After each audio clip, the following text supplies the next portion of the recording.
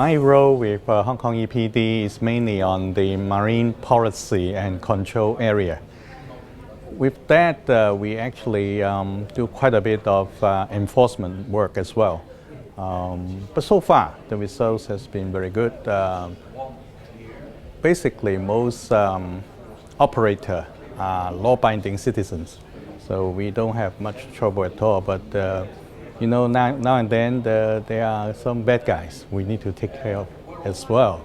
So that's about my pleasant responsibility.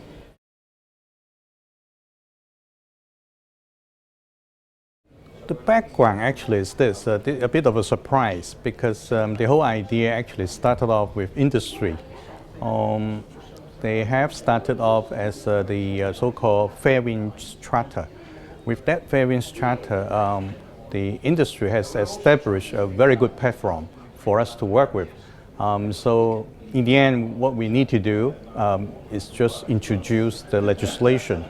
And so far, we have two pieces of legislation for the control of marine emission in Hong Kong.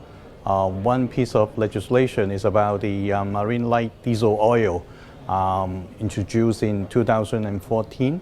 And the second piece of legislation is the fuel switch at birth regulations introduced just last year, July 1st, 2015. And with that two pieces of legislation, we actually done a field study. The results are very encouraging. In the summertime, which we receive a lot of marine emissions, we found sulfur reduction, SO2 reduction, could be in the range of 50 to 60%. Very encouraging. I think the results are broadly in line with our expectation, but you know, scientifically, we would like to see more data. Typically, we want to see up to about 5 years of data to confirm that. But so far, the results are very encouraging.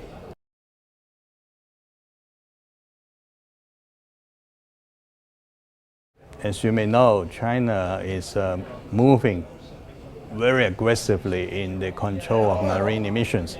Last year, end of last year, December 2015, China introduced the action plan for the reduction of marine emissions.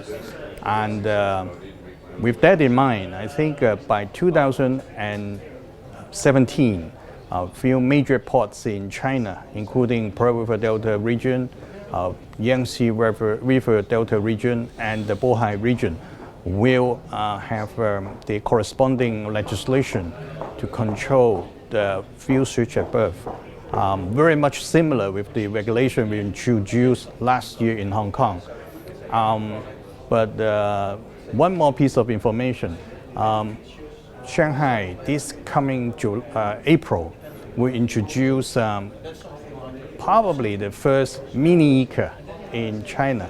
What the audience are probably more familiar with is the ECA in Europe and ECA in the US, North America. But the Chinese version is the 12 nautical miles instead of 200 miles and off the coastline, and the sulfur content requirement is 0.5% sulfur, as opposed to the 0.1% sulfur requirement in Europe and in US. But I think with that development, it would trigger off a new thinking in Asia. I cannot, of course, speak for other authorities in Asia, but I think China will, with this effort, will set off a good example for other places as a reference, I would say. Very useful, and the audience raising a lot of good questions, but of course the speakers are very, very knowledgeable about the subject area. So I found it very, very useful, and the information are relevant for my work.